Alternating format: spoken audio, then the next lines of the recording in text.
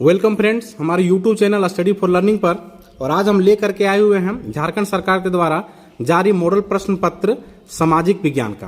तो ये सभी 40 प्रश्न को भी हम डिस्कस करने वाले हैं। अंत तक वीडियो को देखें, सभी प्रश्न आपके लिए बहुत ही महत्वपूर्ण साबित होने वाला है।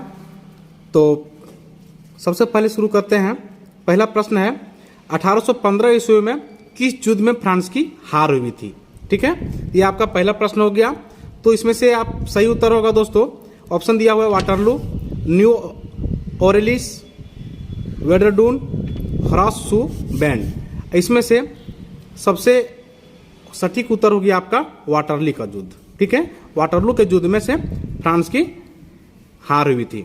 दूसरे प्रश्न की ओर बढ़ रहे हैं। क्रांति से पहले फ्रांसीसी समाज कितने वर्ग में विभक्त था। जब फ्रांसीसी क्रांति हुआ था उसके पहले फ्रांस का समाज कितने भाग में विभाजित हुआ था। ठीक है, तो इसका सही उत्तर हो जाएगा तीन भाग में फ्रांस जो है विभाजित हुआ था। ओके फ्रेंड्स, अगले प्रश्न की ओर हम आगे बढ़ रहे हैं।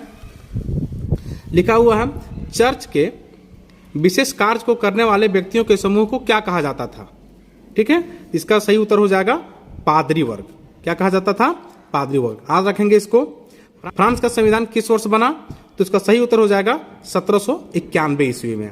ठीक है, अगले प्रश्न की ओर हम बढ़ रहे हैं। फ्रांस में 1793 से 1794 ईस्वी के मध्य के काल को किस नाम से जाना जाता है। ठीक है, ये आपका बहुत ही महत्वपूर्ण प्रश्न है। तो 1793 से 1794 तक के शासन को फ्रांस में आतंक का राज कहा जाता है। ओके फ्रेंड्स, अगले प्रश्न की ओर हम बढ़ रहे हैं। 1917 से पूर्व रूस पर किसका शासन था। ठीक है, 1917 ईस्वी से पहले रूस पर किसका शासन था, तो इसका सही उत्तर हो जाएगा जार निकोलस द्वितीय। जार निकोलस द्वितीय। सभी में जार निकोलस दिया हुआ है, लेकिन इसमें से सही उत्तर होगा जार निकोलस द्वितीय। ठीक है, ये सभी आपका महत्वपूर्ण सवाल था। और अगले प्रश्न की ओर हम आगे बढ़ रहे हैं। दोस्तों, हमारे यूट्यूब चैनल को आप सब्सक्राइब कर लें और बगल में बेल आइकन को प्रेस करके ऑल नोटिफिकेशन को क्लियर कर लें, जिससे कि जितने भी वीडियो हम अपलोड करें आप सभी के लिए, तो आपका नोटिफिकेशन समय पर पहुंच जाए आपके पास। ओके फ्रेंड्स, अगले प्रश्न की ओर हम आगे बढ़ रहे हैं। संसद का क्या नाम था। तो ठीक है, तो रूसी संसद का नाम जो है वो ड्यूमा है। ओके, बहुत ही महत्वपूर्ण सवाल है, इसको याद रखेंगे। वोल्शेविक पार्टी का नेता कौन था। ठीक है, तो वोल्शेविक पार्टी का नेता लेनिन है। ये बहुत ही महत्वपूर्ण सवाल है, वीवीआई प्रश्न है, इसको जरूर याद रखेंगे। अगले प्रश्न की ओर हम आगे बढ़ रहे हैं। रूसी क्रांतिकारियों के मुख्य उद्देश्य क्या थे। तो रूस में जो क्रांति हुआ था वहां के जो क्रांतिकारी थे उसका मुख्य उद्देश्य क्या था, ये आपका महत्वपूर्ण सवाल है। तो प्रथम विश्व युद्ध से रूस को हटाना, जमीन किसानों को देना, कारखानों पर मजदूरों का नियंत्रण और गैर रूसी जातियों को समानता का दर्जा देना। तो ये सभी महत्वपूर्ण उद्देश्य था जिससे लेकर के रूस में क्रांति हुई थी, इसलिए इसका उपयुक्त उत्तर हो जाएगा उपयुक्त सभी। ठीक है, आगे देखेंगे। खूनी रविवार के नाम से किस दिन को जाना जाता है। खूनी रविवार, तो खूनी रविवार के रूप में 9 जनवरी 1905 ईस्वी को जाना जाता है। ठीक है, याद रखेंगे। भारत का क्षेत्रफल विश्व के कुल क्षेत्रफल का कितना प्रतिशत है, यानी कि पूरा एरिया जो है वर्ल्ड का, उसमें से इंडिया का कितना प्रतिशत है। तो इसमें से हो जाएगा 2.4%, 2.4%। ओके, आगे देख रहे हैं। भारत के मानक आमयोत्तर रेखा कौन सी रेखा है, यानी कि भारत का मानक समय के बारे में बात किया जा रहा है, जो हमारे देश में उत्तर प्रदेश के मिर्जापुर नैनी से होकर के गुजरती हुए 82.5 डिग्री पूर्वी देशांतर। ओके, तो 82.5 डिग्री पूर्वी देशांतर जो है वो भारत का आमयोत्तर रेखा है, मानक आमयोत्तर रेखा है। ओके फ्रेंड्स, आगे बढ़ रहे हैं। कर्क रेखा किस राज्य से नहीं गुजरती है।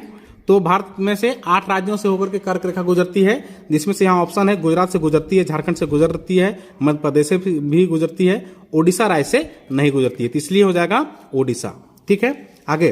विश्व का सबसे ऊंचा शिखर माउंट एवरेस्ट किस देश में स्थित है। तो माउंट एवरेस्ट जो है वो हिमालय का ही एक पार्ट है, तो जो नेपाल देश में स्थित है। ओके फ्रेंड्स, याद रखेंगे। अगले प्रश्न की ओर आगे बढ़ रहे हैं। ये रहा आपके लिए 15वां प्रश्न। 15 नंबर का प्रश्न आपके लिए ये रहा। एक स्थलीय भाग जो तीन ओर से समुद्र से घिरा हो उसे क्या कहते हैं। तो भारत का दक्षिण भाग जो है वो तीन ओर से समुद्र से घिरा हुआ है ना, तो इसलिए उसे हम लोग प्रायद्वीपीय भारत बोलते हैं, यानी कि वो प्रायद्वीप हो गया। अब इसका जस्ट अपोजिट बता रहे हैं कि तीन ओर से जमीन से घिरा और एक ओर से पानी से घिरा, उसे क्षेत्र को क्या कहते हैं, तो उसको हम लोग खाड़ी बोलते हैं। ओके फ्रेंड्स, तो उसको भी याद रखेंगे। बाढ़ वाले मैदानों के नए तथा जुआ निक्षेपों को किस नाम से जाना जाता है, यानी कि बाढ़ के माध्यम से जो बालू मिट्टी बह के आती है, वो जो कहीं साइड में रख दिया जाता है, किनारे कर दिया जाता है, उस क्षेत्र को क्या कहा जाता है, तो उसको खादर बोला जाता है। ओके फ्रेंड्स, इसको याद रखेंगे। और यहाँ पे नए दिया हुआ है ना, अब पुराना मिट्टी जो है उसको हम लोग बांगर बोलते हैं, जो कि यहाँ भांगर दिया हुआ है उसको हम लोग बांगर बोलते हैं, लेकिन यहाँ पे नए मिट्टी के बारे में बात किया जा रहा है, इसलिए क्या उत्तर हो जाएगा, खादर। आगे, गोवा के दक्षिण में स्थित पश्चिमी तटीय पट्टी को किस नाम से जाना जाता है। गोवा के दक्षिण में, जहां गोवा है ना, उसके दक्षिणी भाग जो है, किनारे, तटीय क्षेत्र, समुद्र के किनारे वाला क्षेत्र, उसको क्या कहते हैं, उसको हम लोग कोंकण क्षेत्र बोलते हैं। क्या बोलते हैं, कोंकण क्षेत्र बोलते हैं। ओके फ्रेंड्स, आगे, किस द्वीप का निर्माण परवाल भित्ति से हुआ है। किस द्वीप का निर्माण किससे हुआ है, परवाल भित्ति से हुआ। ठीक है, तो परवाल भित्ति से हुआ है निकोबार द्वीप। ठीक है, अंडमान निकोबार है ना, तो वह निकोबार द्वीप जो है वो परवाल भित्ति से बना हुआ है। आगे, विश्व की सबसे बड़ी अपवाह द्रोणी किस नदी का है, तो विश्व की सबसे बड़ी अपवाह द्रोणी अमेजन नदी का है। अमेजन नदी के बारे में जानते होंगे, ये दुनिया का सबसे चौड़ी नदी है। ठीक है, और सबसे अधिक पानी यही नदी ले जाती है। ओके, इसे सबसे चौड़ी नदी है अमेजन नदी है। ओके फ्रेंड्स, अगले प्रश्न की ओर हम आगे बढ़ रहे हैं। कौन सी नदी अरब सागर में गिरती है। ठीक है, तो भारत में जानते हैं आप सभी फ्रेंड्स कि मैक्सिमम नदी यहाँ जो है जो बंगाल की खाड़ी में जाकर गिरती है पूर्व की ओर, लेकिन दक्षिण भारत में से, प्रायद्वीपीय भारत में से दो नदियां हैं, ताप्ती और नर्मदा, जो बंगाल की खाड़ी में ना गिरते हुए वो लोग पश्चिमी घाट की ओर गिरती है, अरब सागर में। ठीक है, तो यहाँ पे नर्मदा ऑप्शन है, तो बिल्कुल सही उत्तर हो गया। लिखा हुआ लमपुर, लमपुर नहीं होना चाहिए, यहाँ पे पालमपुर होना चाहिए। ठीक है, पालमपुर होना चाहिए। तो पालमपुर गांव की कितनी प्रतिशत जनसंख्या अपनी आजीविका के लिए कृषि पर आधारित है ना, कृषि पर आश्रित है। तो आप पढ़े होंगे 75% वहां का पॉपुलेशन जो है जो किस पर आधारित है, कृषि पर आधारित है। ओके फ्रेंड्स, चलिए, खरीफ फसल की अवधि क्या होती है, तो दो प्रकार की फसल होती है, एक होती है खरीफ फसल और दूसरा होता है रबी फसल। ठंडे मौसम में उत्पादन किए जाने वाले फसल का नाम रबी फसल होता है, जबकि बरसात के मौसम में जो फसल का उत्पादन किया जाता है उसे हम लोग खरीफ फसल कहते हैं। तो खरीफ में से जैसे हम धान वगैरह जो है, धान, मक्का, ये सभी खरीफ फसल के अंतर्गत आता है। तो इसका अवधि हो जाता है जून से अक्टूबर तक। ठीक है, जून से अक्टूबर तक की अवधि में उत्पादन किए जाने वाला फसल को हम लोग खरीफ फसल बोलते हैं। अगले प्रश्न की ओर बढ़ रहे हैं। हरित क्रांति का संबंध है, हरित क्रांति का संबंध किससे है, तो देखेंगे अगला प्रश्न की ओर हम लोग। हरित क्रांति आप जान रहे हैं कि खेती करने से रिलेटेड चीजों को हम लोग खाद्यान्न के उत्पादन से, तो हरित क्रांति का संबंध खाद्यान्न के उत्पादन से है। ठीक है, निम्न में से कौन कार्यशील पूंजी का उदाहरण है, कार्यशील पूंजी, तो कार्यशील पूंजी में से आता है, लिखा हुआ है यहाँ पे औजार, भवन, मशीन, नगद पैसा तथा कच्चा माल। तो नगद पैसा तथा कच्चा माल को हम लोग कार्यशील पूंजी बोलते हैं। ठीक है, आगे, निम्नलिखित में से कौन एक गैर कृषि क्रिया है, गैर कृषि क्रिया, तो खेतों की जुताई करना कृषि क्रिया के अंतर्गत आता है, सिंचाई करना भी कृषि क्रिया के अंतर्गत आता है, फसल की देखभाल करना ये भी तो कृषि ही हुआ, और खाद एवं बीज की बिक्री करना ये व्यवसाय हो गया। ओके, तो यहाँ पे लिखा हुआ गैर कृषि, गैर कृषि मतलब कृषि नहीं, तो खाद एवं बीज की बिक्री। ठीक है, आगे प्रश्न की ओर हम बढ़ रहे हैं। नीचे दिए गए कथनों को ध्यानपूर्वक पढ़िए। एक कथन में लिखा हुआ है, जब मानव संसाधन को शिक्षा तथा स्वास्थ्य के द्वारा विकसित किया जाता है तब इसे मानव पूंजी का निर्माण कहते हैं। बिल्कुल सही है। दूसरा है, मानव पूंजी में निवेश भौतिक पूंजी की भांति ही प्रतिफल प्रदान करता है। तो ये इसमें से कथन एक और कथन दो दोनों सही है, तो कथन एक और कथन दो दोनों बिल्कुल सही है। ठीक है, आगे, किस प्रकार की जनसंख्या अर्थव्यवस्था की परिसंपत्ति है, तो लिखा हुआ है शिक्षित एवं स्वस्थ जनसंख्या।